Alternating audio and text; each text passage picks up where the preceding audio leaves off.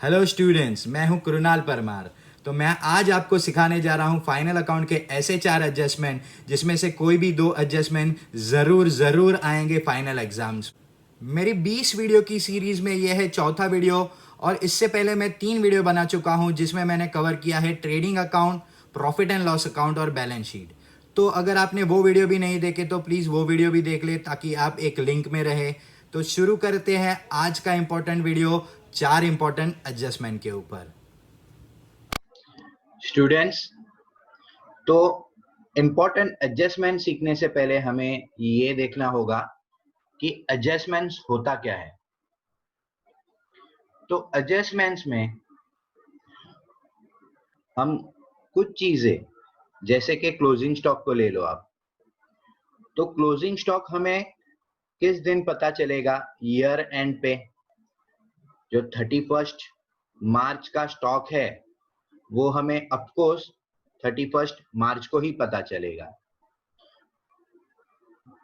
तो ऐसे एडजस्टमेंट्स, ऐसी चीजें जो हमें ईयर एंड पे ही पता चल सकती है, वो चीजें डाल दी जाती है एडजस्टमेंट्स में। ये वो इंफॉर्मेशन रहती है जो हमें ईयर एंड पे ही मिल सकती है, जिसे हम ट्रायल बैलेंस में कवर कर सकते नहीं है। इस वजह से ये हमें एडजस्टमेंट में दिया जाता है। तो एडजस्टमेंट के बारे में एक बात हमें याद रखनी पड़ेगी कि जितने भी एडजस्टमेंट होंगे उसके हम देंगे 2 इफेक्ट। उसे हम पोस्ट करेंगे 2 जगह।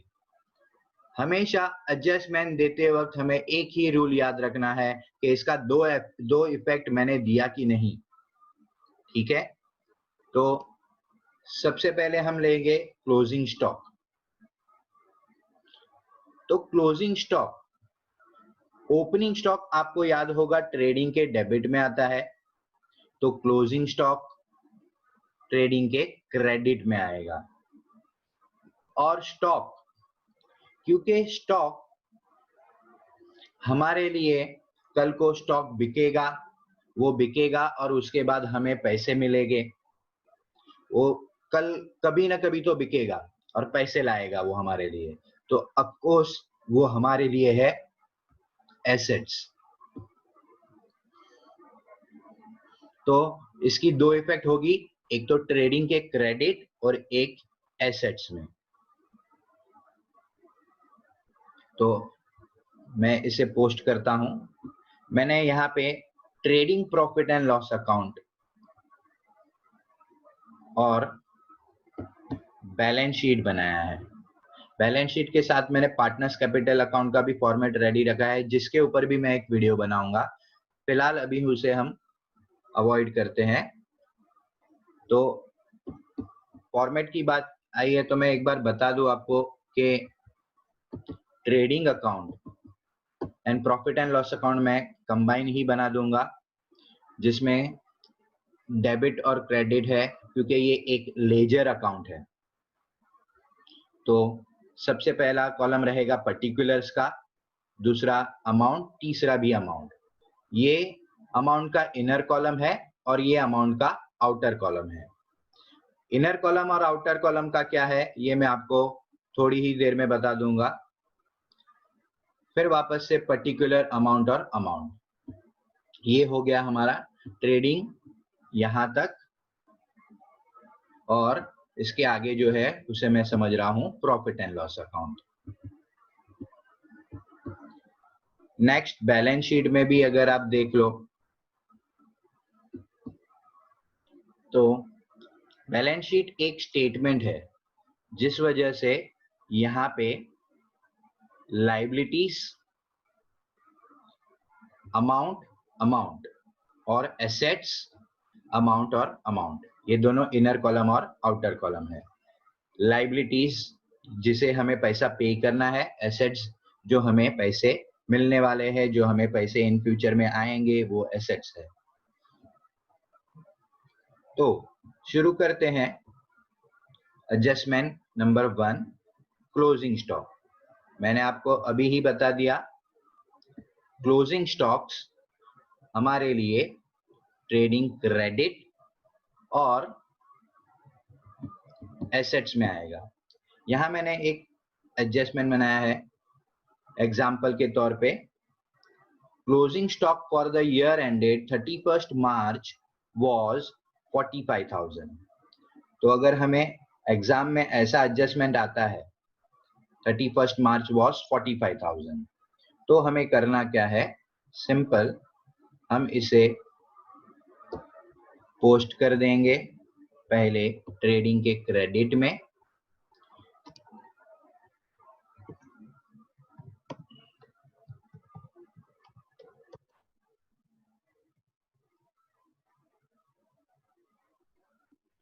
अमाउंट हम आउटर कॉलम में लिखेंगे क्योंकि इधर हमें कोई भी ऐड या लेस कुछ भी नहीं करना, इस अमाउंट में ऐड या लेस कुछ भी नहीं होने वाला, तो अमाउंट हम आउटर कॉलम में लिखेंगे। जिस अमाउंट में ऐड या लेस है उसे हम इनर कॉलम में लिखेंगे। तो इनर कॉलम और आउटर कॉलम भी क्लियर हो जाएगा। आउटर कॉलम तो ऑलरेडी क्लियर है आपके लिए। अब हम दूसरी इफेक्ट देंगे। मैंने आपको पहले ही बताया है 2 इफेक्ट। तो क्लोजिंग स्टॉक ये हम नीचे नीचे लिखेंगे बैलेंस शीट में। अगर आप प्रैक्टिस करेंगे तो आपको भी यही आदत हो जाएगी। यहां भी हम क्लोजिंग स्टॉक आउटर कॉलम में लिखेंगे।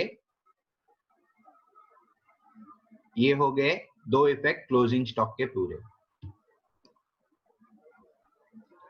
अब ये मेरे एग्जाम्पल का ट्रायल बैलेंस है जिसमें मैंने सिर्फ ट्रायल बैलेंस में वही फिगर लिए हैं जो 4 एडजस्टमेंट में बताने वाला हूं, और यहां मैंने एडजस्टमेंट लिखे हुए हैं। तो पहला एडजस्टमेंट होने के बाद सेकेंड एडजस्टमेंट है 10% depreciation. 10% depreciation to be charge on motor car. 10% depreciation to be charge on motor car है, तो मोटर कार का अमाउंट देखना पड़ेगा। मोटर कार का अमाउंट है 50,000। 50,000 का 10% कैसे निकालेंगे हम? किसी भी चीज का 10% निकालने के लिए वो अमाउंट में से सिर्फ जीरो, लास्ट जीरो हटा दीजिए। तो जब ये जीरो हट जाएगा 50,000 का, तो इसमें बच जाएंगे 5,000। तो एग्जैक्टली इसका 10% भी 5,000 ही होगा। तो इससे भी डेप्रीशिएशन का अमाउंट कितना आ गया? 5,000। डेप्रीशिएशन क्या है तो मैं आपको बता दूं, डेप्रीशिएशन वो चीज है जब हम एसेट्स यूज करते हैं तो वेयर एंड टेयर की वजह से या तो यूज करने की वजह से हमने भी उसे यूज कर लिया, इस वजह से उसकी वैल्यू कम हो जाएगी। तो वैल्यू कितनी कम हो गई? 10%। तो 50,000 का 10% आया 5,000। तो अगर 50,000 की चीज 5,000 कम हो जाए तो वो कितने की हो जाएगी? 45,000 की। तो उसे हम पोस्ट कर देते हैं। और दूसरी इफेक्ट याद रखना, 2 इफेक्ट। तो पहली इफेक्ट हम देंगे प्रॉफिट एंड लॉस के डेबिट में, क्योंकि ये एक हमारे असेट की वैल्यू कम हो गई, हमें खर्च हो रहा है हमारा असेट्स धीरे धीरे, हमें कोई पैसे नहीं देने हैं यहाँ पे, बट हमारे असेट्स की वैल्यू कम हो रही है, तो वो यूज हम डालेंगे प्रॉफिट एंड लॉस के डेबिट में। और दूसरी इफेक्ट डालेंगे हम असेट्स में। बेहतर होगा मैं आपको बता दूं कैसे। तो सबसे पहले मैं जाऊंगा प्रॉफिट एंड लॉस में, to depreciation on motor car. तो क्योंकि ये एक ही अमाउंट है इसके लिए मैंने डायरेक्ट लिख दिया है डेप्रीसिएशन ऑन मोटर, और ये सिर्फ एक अमाउंट है, हमें सीधा इसे लिख देना होगा आउटर कॉलम में। इसमें भी काफी वेरिएशन है, क्लोजिंग स्टॉक में भी 1-2 वेरिएशन है, डेप्रीसिएशन में भी वेरिएशन है, पर ये सारे मैं अभी नहीं कवर कर रहा, मैं ये आगे सम आते आते कवर करूंगा। फिलहाल मैं बेसिक पे कॉन्सेंट्रेट कर रहा हूं। अब सेकेंड इफेक्ट दे देते हैं इसकी, मोटर कार। मोटर कार की वैल्यू है 50,000 थी, तो 50,000 में से अगर हम 10% डेप्रिसिएशन लेस कर देते हैं,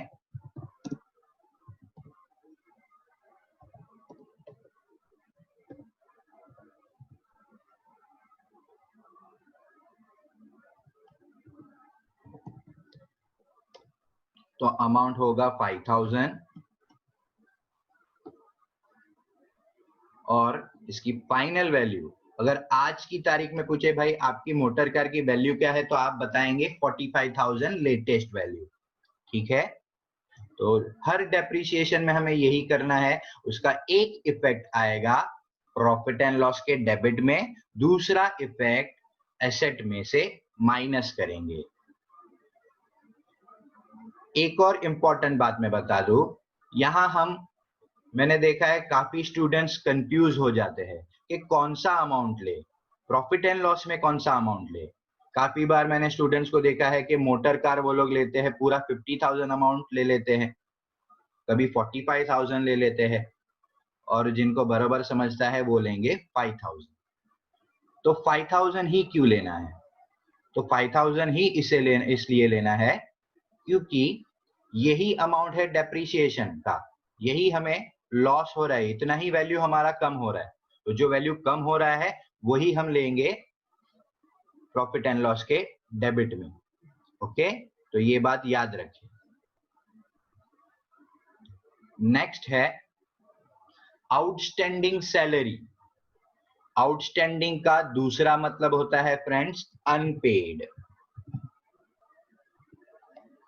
तो अनपेड सैलरी यानी कि मैंने ये कोई है बंदा जिसकी मैंने सैलरी पे नहीं की, ठीक है, तो अब सैलरी यही साल की है जो मैंने पे नहीं की, जो मैंने पे कर दी है वो सैलरी मुझे कहां मिलेगी? ट्रायल बैलेंस में।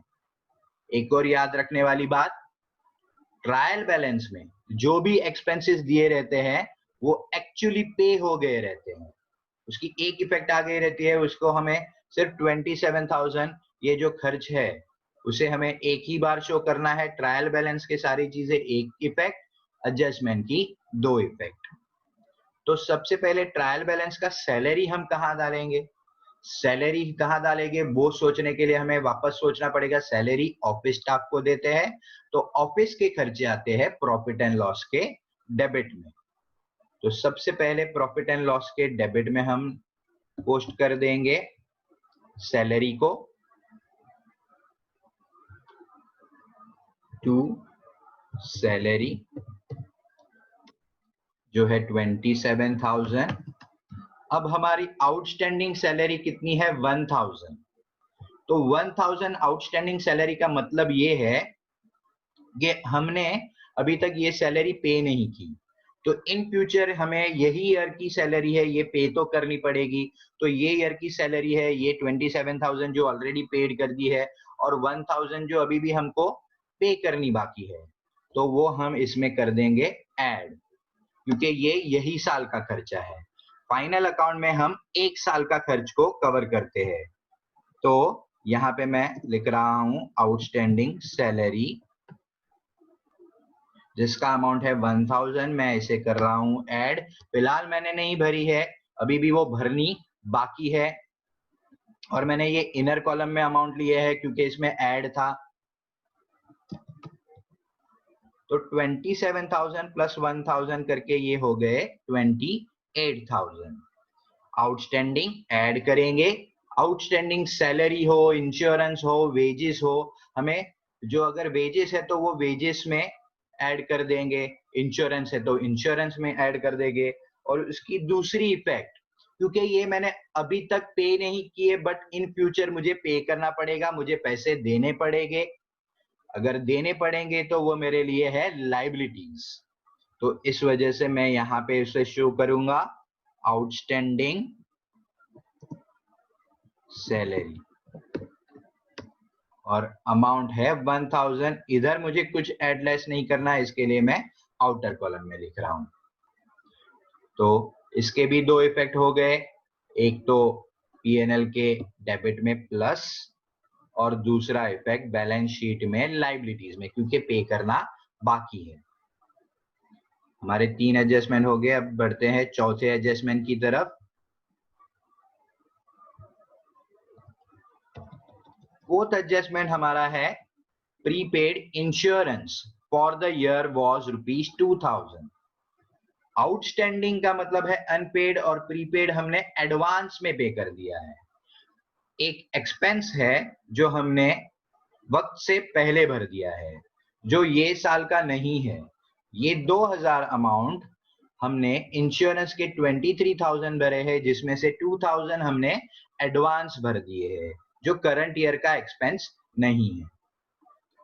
तो जो करंट ईयर का एक्सपेंस नहीं है, क्या हम उसे इस ईयर में बताना चाहेंगे? जवाब है नहीं, उसे ये ईयर में नहीं बताना चाहिए। अगर हम ऐसा करते हैं, उसे इसी साल बता देंगे, तो हमारा प्रेजेंट प्रॉफिट, इस साल का प्रॉफिट कम हो जाएगा। तो हम ऐसा नहीं चाहेंगे। इस वजह से जो करंट ईयर का नहीं है उसे हम एक्सक्लूड करेंगे, माइनस करेंगे। दूसरी बात, प्रीपेड इंश्योरेंस अगर हमने अभी भर जो दिया है, ठीक है, तो भर दिया है, तो आगे चल के हमें वो एक्सपेंस भरना नहीं पड़ेगा। जब दूसरा कोई हमें पैसे मांगेंगे, तो हम इतने पैसे 2000 रुपए नहीं भरेंगे, तो वो पैसे हमारे जाएंगे बच। इस वजह से इसका दूसरा इफेक्ट आएगा एसेट्स में। तो दो इफेक्ट हुए, एक तो इंश्योरेंस में से वो हो जाएगा लेस क्योंकि वो ये साल का नहीं है, और दूसरा वो आएगा एसेट्स में क्योंकि हमने उसे भरा है एडवांस में। जब बाकी सब भरते होंगे तब हमें पैसा नहीं भरना, हमारे पैसे जाएंगे बच। इस वजह से ये आएगा एसेट्स में। तो मैं आपको ये करके बताता हूँ। इंश्योरेंस का अमाउंट है 23,000।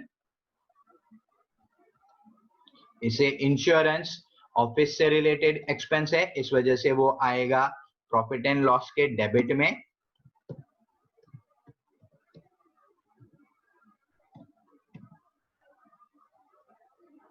$23,000 ये भी मैंने इनर कॉलम में लिखा है क्योंकि यहाँ पे लेस करना है, लेस प्रीपेड इंश्योरेंस,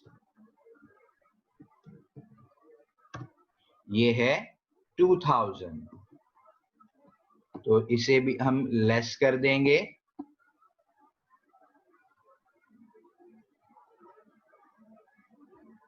लेस करने पे अमाउंट हो जाएगा 21,000।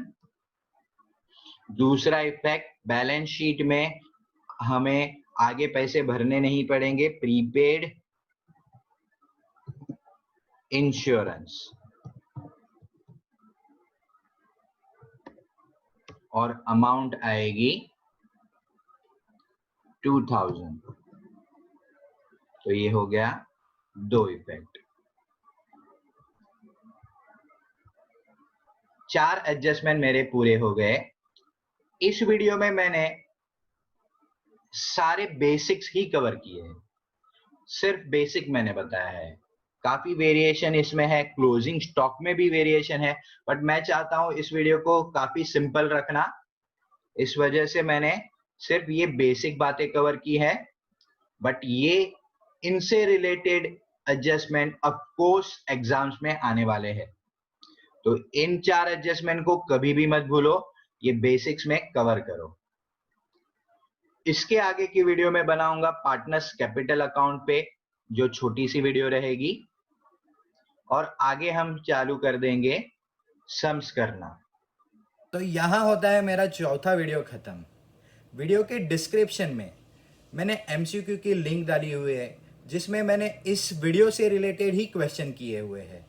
तो प्लीज़ उसे प्रैक्टिस करिए और अपने आप को और मजबूत बनाइए फाइनल अकाउंट में। और हमारा गोल याद है मुझे, और आपको भी याद होना चाहिए। हम चाहते हैं पूरे 12 मार्क्स फाइनल अकाउंट्स में।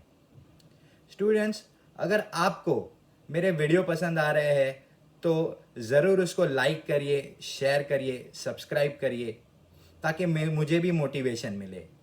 Thank you students.